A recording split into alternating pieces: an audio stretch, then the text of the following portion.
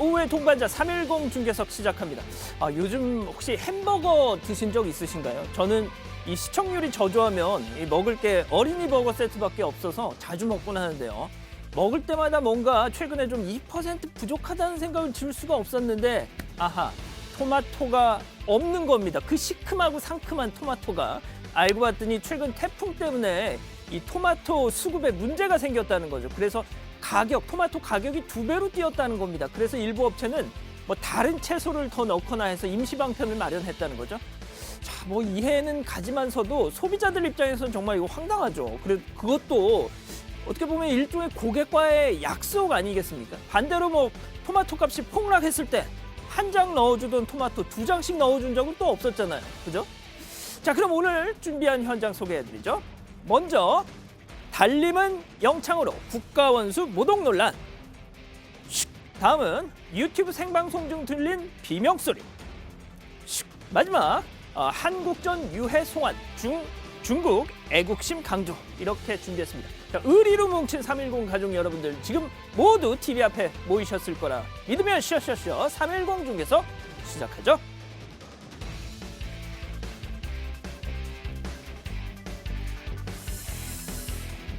예, 오늘 제 옆에는 고현준 해설위원 나오셨습니다. 안녕하세요. 안녕하십니까? 예, 일단 본격적으로 시작을 하기 전에 조금 전에 속보가 들어왔죠. 군 휴가 연장 의혹. 네. 추미애 법무장관. 자, 검찰이 중간 수사 결과를 발표했는데 일단 추미애 장관 본인 그리고 아들 보좌관 이 3명에 대해서 불기소 처분을 내렸네요. 저는 불기소입니다. 예. 휴가가 연장된 데 있어서의 이들의 어떤 혐의는 없다라는 것이 되는데 다만 검찰에서는 이 휴가 실무를 담당했던 군 관계자 2명은 입건을 했다고 해요. 실무 절차에는 문제가 있었다라는 부분을 보고 입건을 했는데 다만 말씀드린 것처럼 추미애 장관 그리고 또 그 아들 또 보좌관은 혐의가 없으므로 불기소 처분했다는 걸 밝혔습니다. 저 3사람은 혐의가 없고 네. 그 휴가 실무를 담당했던 군 관계자들은 그렇습니다. 2명이 지금 입건이 됐습니다. 네. 그렇군요. 자, 일단 이렇게 되면 또 정치권에서도 특히 야당에서는 그동안 계속해서 문제가 있다라고 문제 제기를 해왔는데 그렇죠. 저렇게 결론이 나면서 또 상당히 또 정치권의 또 다른 논쟁의 소지가 될 것 같아 보입니다. 자, 일단 속보 내용은 이렇게 정리를 하고요. 오늘도 짧고 굵게 헤드라인부터 보시죠.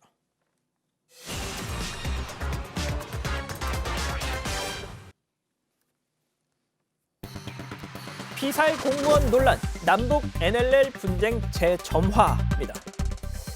자, 북한군에 의한 우리 공무원 피살 사건 남과 북의 상황 설명이 다른 부분이 많죠. 그래서 규명돼야 할 의문점도 많은데 그래서 우리 정부가 북한에 공동조사를 하자 네. 이렇게 제안을 했는데 북한이 순순히 여기에 화답을 할까요? 말씀하신 대로 지금 양측이 파악한 내용, 그러니까 파악한 내용이면서 알린 내용들이 다르죠. 예. 그러다 보니까 이제 같이 좀 살펴보자라는 것인데 북한에서는 지금 그 제안에 대한 어떤 입장도 내놓지 않고 있습니다. 그렇죠. 이런 상황이 지금 이틀째 이어지고 있는데 받아들일 가능성은 높지 않다는 게 대부분 전문가들의 분석입니다. 예. 그 내용 잠시 뒤에 살펴보기로 하고요. 조금 전이었죠. 수석보좌관 회의에서 문재인 대통령 처음으로 이번 사건 관련해서 입장 표명을 했습니다. 자, 어떤 메시지를 담았을지 지금 바로 청와대로 가보시죠. 이런 상황이라고 매우 유감스럽고 불행한 일이 발생했습니다. 아무리 분단 상황이라고 해도 일어나서는 안 될 일이었습니다. 북한 당국은 우리 정부가 책임 있는 답변과 조치를 요구한 지 하루 만에 통지문을 보내 신속히 사과하고 재발 방지를 약속했습니다. 북한의 최고 지도자로서 곧바로 직접 사과한 것은 사상 처음 있는 매우 이례적인 일입니다. 그만큼 김정은 위원장도 이번 사건을 심각하고 무겁게 여기고 있으며 유사 사건이 발생하지 말아야 한다는 남북의 의지가 말로 끝나지 않도록 공동으로 해법을 모색해 나가길 바랍니다. 자, 일단 들으신 것처럼 문재인 대통령은 김정은 위원장의 사과에 좀 방점을 찍고 있네요. 이례적이다 이렇게 강조를 하면서 말이죠. 글쎄 모르겠습니다. 이게 지금 들으신 문재인 대통령의 저런 입장이 국민들 눈높이에는 맞을지 그건 조금 뭐 의아스럽긴 한데 좀 평가를 해주시죠. 예, 수석 보좌관 회의 모두 발언이었습니다. 이제 결과적으로는 뭐 지금 분단 상황임을 감안하더라도 굉장히 유감스럽고 불행한 일이 벌어졌다. 이유 여하를 불문하고 정부로선 국민께 송구하다라는 말로 시작을 했습니다. 그리고 지금 말씀하신 것처럼 김정은 위원장의 사과 자체는 굉장히 이례적인 것이었다라는 평가가 있었고요. 실질적인 앞으로 이런 일들이 일어나서는 안 된다. 재발 방지를 하는 것이 중요하다라는 얘기를 하면서 군 통신선이 지금 단절돼 있는 것에 대한 예. 아쉬움을 드러냈어요.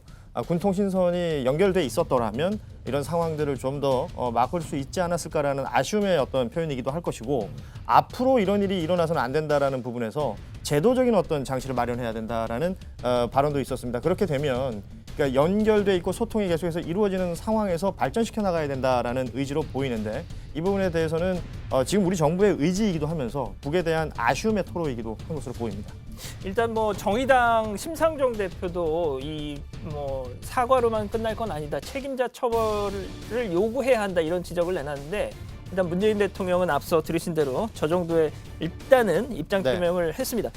자, 그런데 어제였죠. NSC 사무처장이 말한 그 내용. 중요한 건 지금 이 뭡니까? 이 실종된 공무원.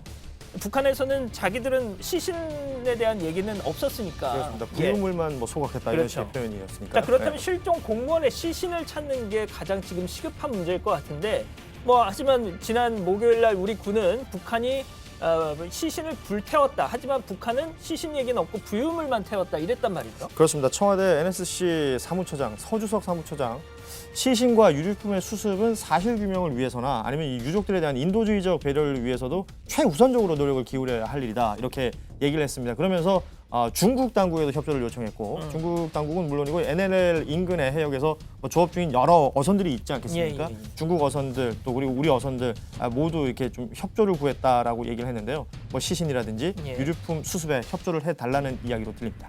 자, 그리고 조금 전에 또 속보 하나가 들어왔는데 군 핵심 관계자가 이런 얘기를 했답니다. 오늘 북한이 사살 그 실종 공무원을 사살하기에 앞서서 처음에는 북한 군도 구조를 했다. 네. 구조를 시도하다가 갑자기 상황이 급반전되면서 사살을 했다. 뭐 이런 얘기를 또 했다고 하더라고요. 자, 그런데 어제 말이죠. 북한에서 우리 군인들, 우리 남측 군인들의 수색 활동이 자기들 영해를 침범하고 있다. 그러면서 니들 중단하라 이렇게 경고를 했단 말이죠. 네. 지금 나가는 것처럼 말이죠. 도대체 글쎄요. 저는 이게 사과한 사람들 태도가 맞는 건지 아니 미안해 하기는 하는 건지 정말 좀 헷갈렸는데 정확히 뭐라고 얘기를 한 겁니까?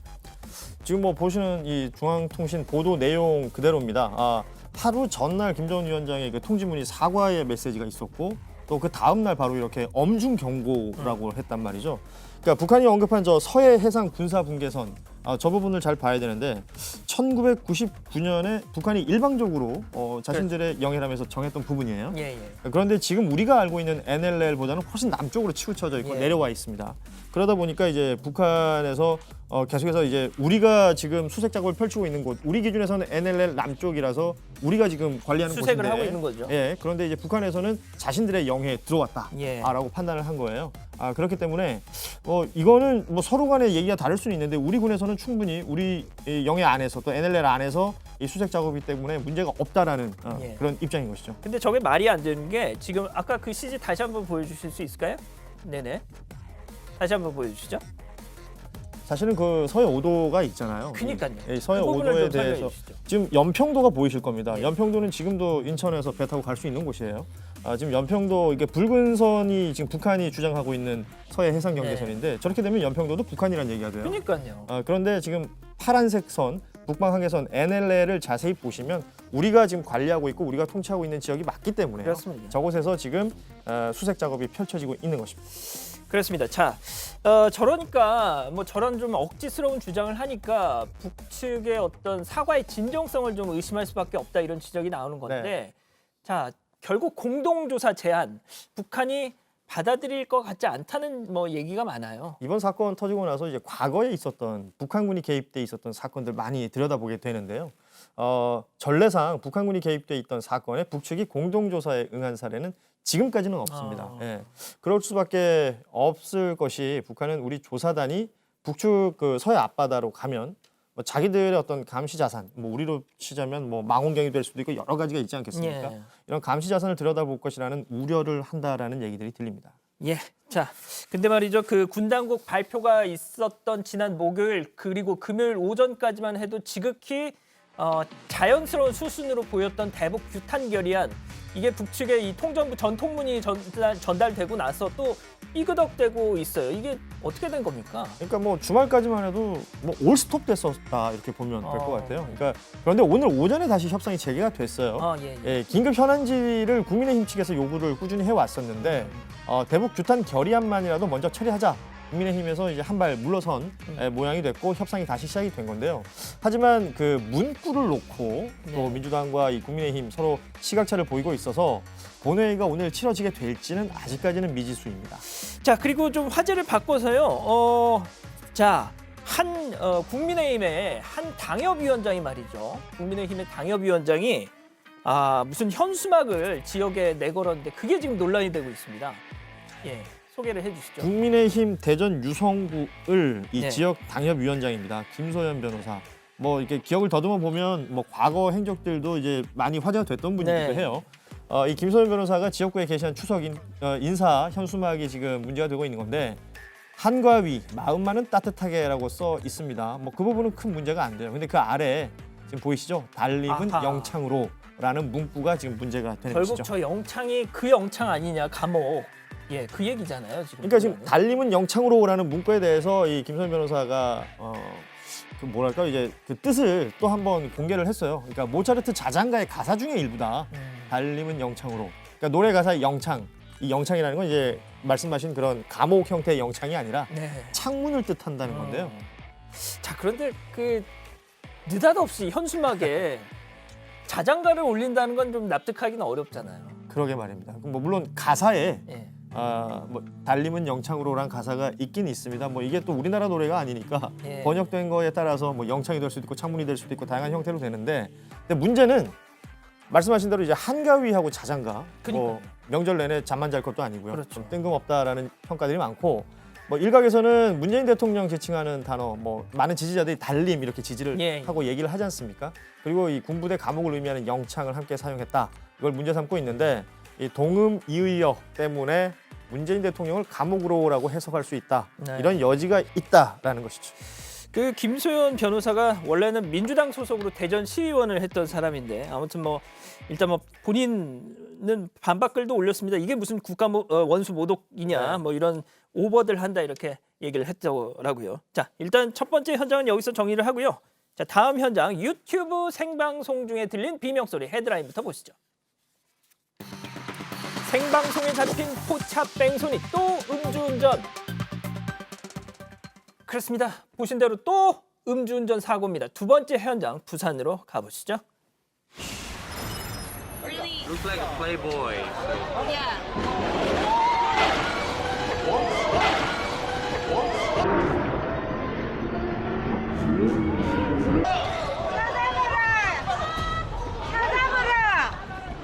Oh my god!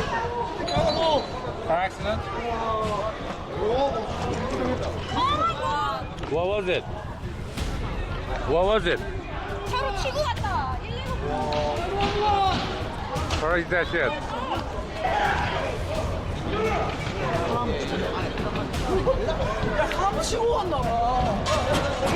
또 불러. 119. Let's call. 네, 여기 타워 뒤에 포차거리 있는데 여기서 차 사고 났는데 빨리 좀 보내주이소. 지금 차랑 사람이랑 부딪혀요. 여기 포차에 앉아있던 사람이랑 예. 난리 났습니다. 빨리 보내주소. 네. What happened? Boyfriend and girlfriend was drinking, and then that car just hit the girl. Oh, shit. Just hit the table. Hit the girl and then just ran away. So boyfriend Ran away. Yeah, so boyfriend ran to there and then just breaking the car window. It's not normal situation. Yeah. 왔다. I think a drunk driver maybe. 자, 보신 것처럼 유튜브 생방송 중에 저런 상황이 벌어진 겁니다. 결국 이 음주 차량이 포차를 덮쳤나 보네요. 지금 뭐 앞서도 잠시 언급이 됐습니다만 부산 서면에 예. 포장마차 거리에서 일어난 아하. 일입니다. 그러니까 새벽 4시 27분쯤 아이고. 서면 포장마차 거리에서 승용차를 몰던 20대 A 씨라고 지칭할게요. 이 네. A 씨가 행인 2명을 치었는데요. 사고 이후에 도주하는 과정에서 저 길거리에 있던 포장마차 외곽 테이블에 앉아 있던 손님들도 8명 연달아 들이받은 것으로 지금 알려지고 있습니다. 뭐 보신 것처럼 이 상황을 그 현장에서 한국 문화를 소개하는 인터넷 생방송 이제 뭐 유튜브 방송을 하고 있던 유튜버의 카메라에 고스란히 담긴 영상들을 지금 저희가 이렇게 보고 있는 것이죠. 자, 지금 뭐 딱 봐도 포장마차 거리라서 그런지 정말 사람들이 많이 있거든요. 네. 다친 사람도 많을 것 같아요. 지금 12명의 시민이 지금 부상을 당했다고 하는데 이 중에 한 4명 정도 병원으로 옮겨져서 치료받았는데요. 다행히 예. 큰 부상자는 없는 것으로 전해지고 있습니다. 아, 정말 천만다행인데 앞서 그러니까 방금 지나간 그 하얀색 그렇죠. 차량이 결국 그 차인 거잖아요. 사고를 냈던 바로 그 차입니다. 예. 사고 내고 한 70m 정도 달아났었다 그래요. 그 A 씨가 이제 운전자가 그 주변에 있던 시민들에 의해서 붙잡혔는데 아, 지금 보니까 이미 다 들이받고 그렇죠. 거의 저기 마지막에 갔는데 저기서도 더 도주를 하려고 했었는데 나가서 지금 보시는 뭐- 것처럼 이 부산 시민분들이 아하. 한 그 50여 명이 저 차를 둘러 싸버린 아. 겁니다. 그러고는 뭐 어떤 분들은 차 유리를 두드리고 하면서 내리라고 계속해서 얘기했고 결국 이제 운전자 A 씨가 움직이지 못하고 있다가 출동한 경찰에 바로 체포가 된 것이죠.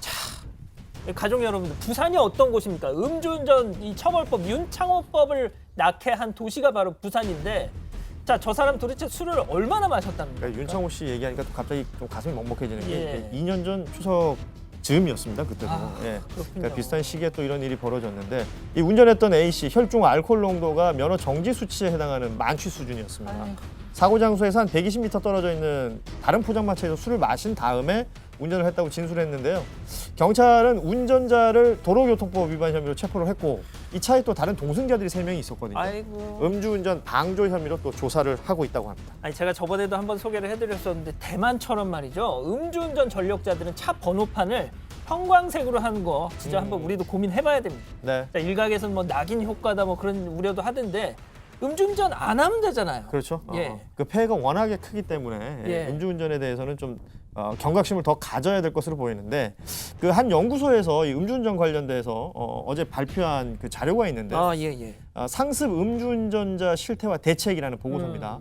1월부터 8월까지 올해입니다. 올해 1월부터 8월까지 보험사에 접수된 음주운전 교통사고가 4,600건이 넘는다고 해요. 그러니까 작년 한 해 발생한 게 3,700건 조금 넘는데 벌써 넘었네요. 그렇습니다. 작년 한 해 내용보다 1월부터 8월 사이가 더 많다는 겁니다. 왜 그러죠? 이게 코로나19 또 영향이 있는 거예요. 코로나19 감염 우려로 인해서 개인 차를 이용하는 그 빈도가 늘고 있고 아하. 또 코로나19 때문에 이제 경찰의 음주 단속 자체가 줄어들 것이다라는 이제 그런 인식이 퍼지면서 오늘 뭐 나 괜찮을 거야 라면서 음주운전하는 사람들이 늘고 있다는 거죠. 하긴 이 음주 측정기에 후후 불어야 되는데 그렇습니다. 비말이 예. 튀잖아요. 그거 믿고 그냥 마시는 거구만요. 네, 뭐 마시는 것까지는 막지 않겠습니다. 마시고 핸들 잡는 건 그렇죠, 그렇죠. 절대 해서는 안 되겠습니다. 예. 뭐 면허 취소를 당한 사람들 음주운전으로 14% 정도가 또다시 음주운전을 한다 그래요. 결국 이 면허가 취소돼도 면허를 다시 따는데 물론 시간이 필요하긴 합니다만 다시 따는데 그렇게 어렵지 않기 때문에 그렇죠. 이 제도 자체가 이런 상황을 계속 초래한다라는 지적들도 있습니다. 예. 자, 그러면 화제를 좀 바꿔서 전동 킥보드. 솔직히 저도 회사랑 집이 가까워서 출퇴근길에 가끔 이 킥보드를 타는데 저거 보십시오. 저 사진 설명 좀 해주시죠. 진짜 위험한 장면들 아유, 많습니다. 26일에 한 온라인 커뮤니티에 올라온 사진인데요. 전동 킥보드 규제 시급합니다라는 제목으로 올라온 사진이에요. 그러니까 비보 좌회전을 하려고 신호 대기 중이었는데 갑자기 전동 킥보드 하나가 딱 나타났다는 겁니다. 반대쪽 차선으로 역주행하면서 이제 역주행이네. 전동 킥보드가 가고 있는 모습을 보여준 건데 정말 황당했다라고 당시 상황을 이 사진을 올리신 분이 전해주셨습니다. 또 두 사람을 주위를 막 살피더니 역주행하다 좌회전을 했다. 그러니까 결국은 지금 킥보드에 한 사람이 아니에요. 두 사람이 올라타고 있는 모습이거든요. 지금 다리가 4개잖아요. 그러네요. 한 사람이 또 있네. 예, 그러니까 이제 하마터면 진짜 큰 사고로 이어질 수 있다는 것이죠. 아니, 아시겠지만 킥보드 이 보드가 말이죠. 네. 그렇게 넓고 크지 그럼요. 않아요. 네. 한 사람 저도 딱 타면은 그냥 진짜 딱 맞는 정도인데 세상에 저기 두 사람이 있다는 거예요 지금. 그러니까 저런 거기에 역주행까지. 아찔한 상황들이 지금 이번이 처음이 아니거든요. 또 지난 있습니까? 8월이었잖아요. 올림픽대로에서 여기는 자동차 전용 도로입니다. 전동 킥보드를 타고 불법 주행했던 20대 여성 2명이 현장에서 경찰에 붙잡히는 일도 있었어요. 또 이 아니, 전동 올림픽대로에서 지금 저걸 타요? 그렇습니다. 또 전동 킥보드 타고 사람들이 많은 또 인도에서 아, 아슬아슬하게 외곽순환도로. 피해 다니거나 또 도로에서 운행하는 모습들 간간히 보입니다. 지금 저 사람도 헬멧 안 쓰고 있잖아요. 예. 굉장히 위험한 행동인 것이죠. 아니 저게 물론 지금 갓길인 것 같긴 한데 세상에 저기 어휴. 아니 저기는 오토바이도 못 들어가는 데잖아요. 자동차 전용 도로죠. 예. 자동차 말고는 사람이 들어가서도 안 되고 이륜차도 들어가서는 안 되는 곳에 저렇게 킥보드가 올라가서 달리는 모습들. 뭐 올림픽대로 같은 경우는 굉장히 위험한 것이고 그 외에도 자동차 전용 도로도 간선 도로들 위험한 곳 많은데 예. 진짜 심각한 문제가 되고 있는 거예요. 아니 그러니까 그 일단 그 제가 타는 건 어이구 저 사고 났다. 아유. 자 일단 워낙 요즘 이 킥보드로 인한 사고가 많다 보니까 시민들도 이런 걱정의 목소리를 내고 있습니다. 들어보시죠. 오려고 하다가 커브를 잘못 돌아가지고 차 안쪽으로 끼었던 분이 한 분 있었었거든요. 심하게 다치기는 않긴 했는데 이제 차도 부서지고 어느 정도 이제 킥보드도 좀 망가지고. 한 번은 부딪힐 뻔한 적을 제가 멀리서 본 적은 있어요. 전동 킥보드를 이용하시는 분이랑 갑자기 좀 교차로 같은 데서 사람이 많이 나오니까. 이 빗길에는 킥보드가 좀 위험해요.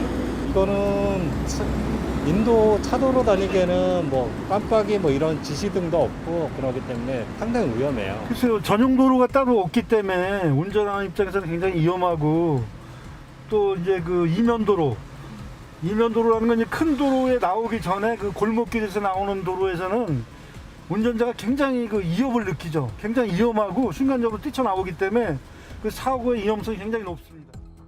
자 근데 이제 전동 킥보드 이 운행 조건이 더 완화된다면서요. 그렇습니다. 지금 나이 제한이 16세까지인데 예, 예. 13세로 이제 완화가 된다는 겁니다. 아. 이렇게 되니까 이제 걱정이 더 많아지는 거죠. 12월 10일부터 만 13세 이상 미성년자도 이 전동 킥보드를 이용할 수 있게 되는 건데 이것도 나이가 어려지는 것도 문제고요. 차도 우측 가장자리로 지금 제한하고 있거든요. 다닐 수 있는 길을. 이걸 또 자전거 도로까지 확대한다 그래요. 뭐 이러니까 시민들 불안이 더 커지고 있는 상황인데 뭐 부주의한 운행은 뭐 운전자들이 하는 건데 이것도 물론 문제가 되고요. 보행자 또 다른 운전자들에게까지 피해를 줄 수 있잖아요. 그러다 보니까 지금 워낙 여론이 안 좋아요. 일부 업체에서는 이게 완화되더라도 우리는 좀 더 강화된 조건으로 가겠다라고 발표를 하고 있는 업체들도 있어요. 그러니까 이게 좀 규정을 좀 더 단단히 만들 필요도 있을 것 같고 잘 지키는 것도 중요할 것 같습니다. 그렇습니다. 좋습니다. 두 번째 현장 여기까지 하고요. 다음 현장 한국전쟁 중국군 유해 117구 고국품으로 헤드라인부터 보시죠. 자, 으리으리한 중국군 봉환식입니다. 자, 6.25 전쟁 때 인해 전술을 앞세워 참전했던 중국군 옛날 표현으로는 중공군. 우리는 송환, 중국 입장에선 봉환, 중국에서 유해 봉환식이 지난 주말 열렸습니다. 바로 중국 선양으로 가보시죠.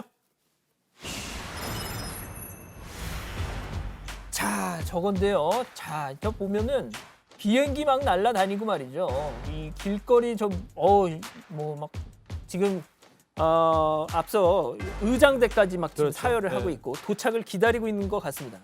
말 그대로 의리의리하죠. 야, 지금 뭐 저 지금 오성 홍게에 쌓여져 있는 게 그 유해겠죠. 그렇습니다.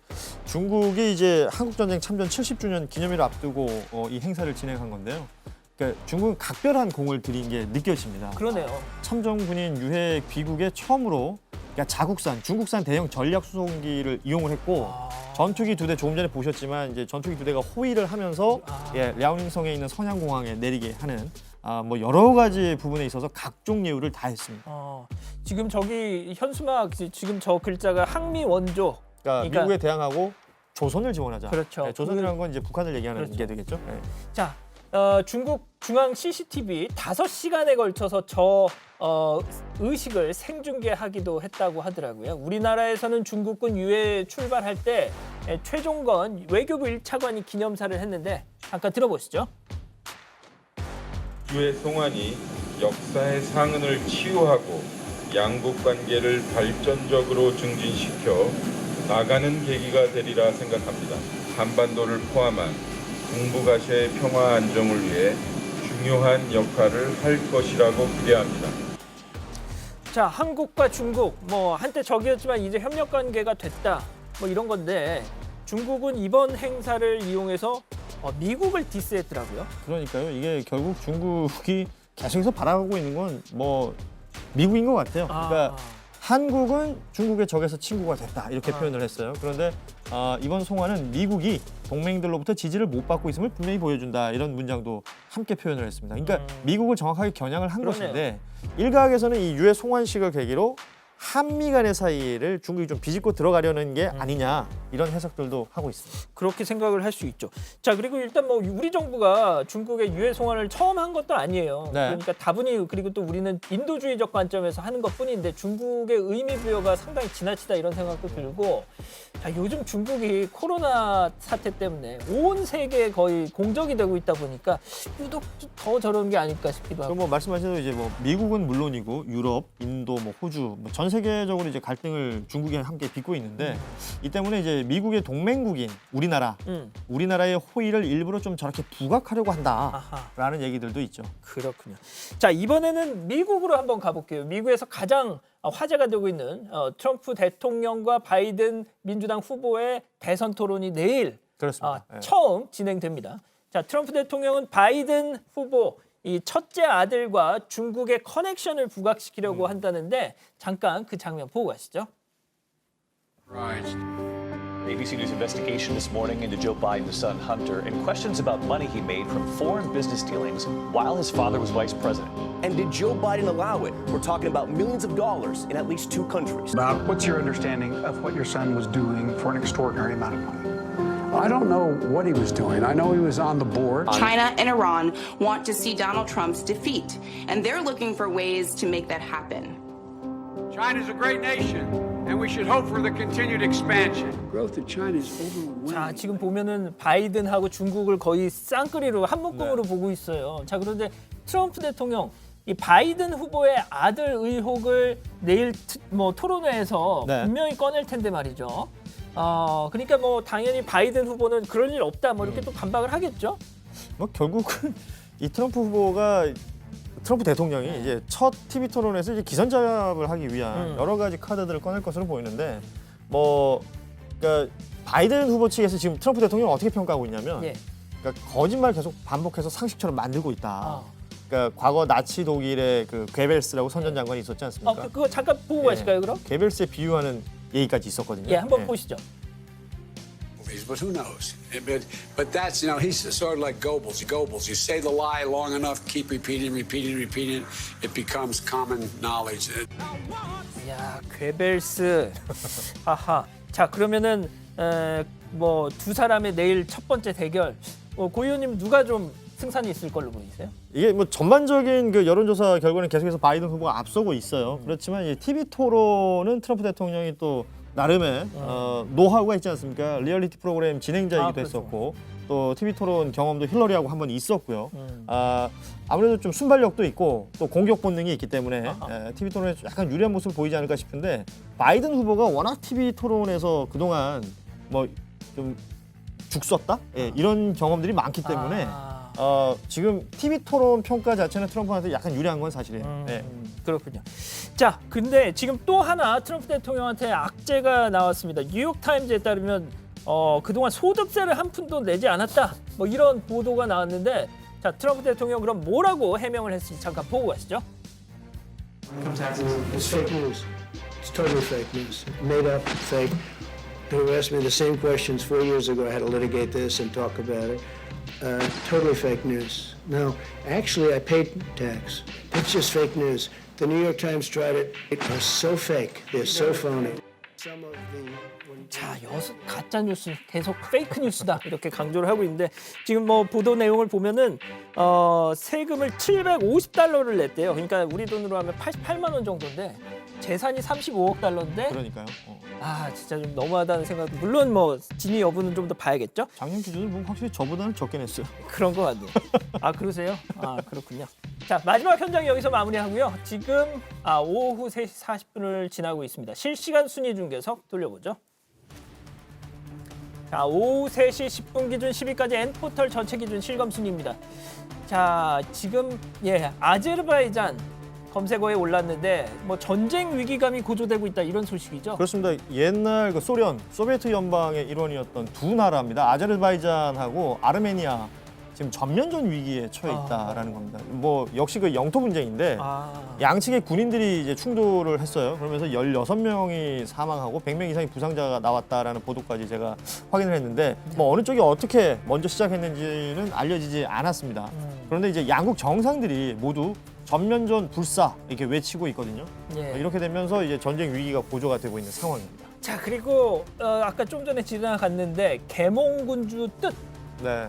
이것도 좀 설명을 해주시죠. 그 유시민 노무현재단 이사장이 이제 자신이 진행하는 유튜브 채널에서 이 발언을 했던 것이 계속해서 뭐 여기저기서 회자가 되고 있는 건데 뭐 봉건 시대의 그 군주라는 표현을 쓰잖아요. 그러면서 18세기 유럽에서 이제 계몽주의 사상에 따라서 뭐 개혁 정치를 했던 사람들 이런 사람들을 전제군주에 뭐 반대되는 계몽군주 뭐 이렇게 표현을 한다라고 하고 또 정치권 일각에서는 계몽군주가 반드시 좋은 뜻만 갖고 있는 것은 아니다. 그렇기 때문에 유시민 이사장의 발언에 대해서 곡해하지 마라 이런 말들도 있습니다. 그러니까 그만큼 다양한 논쟁거리가 만들어진 게 이제 계몽군주라는 표현인데 대표적으로 이제 안철수 국민의당 대표 발언만 좀 전해드리자면 유시민 이사장한테 이런 얘기를 했던데요. 정신 나간 떨거지들 뭐 이런 비판까지 했더라고요. 그렇군요. 자, 오늘은 여기까지입니다. 여기서 마무리하겠습니다. 고 의원님 오늘 고생하셨고요. 저희는 내일 오후 3시 10분에 다시 오겠습니다. 감사합니다.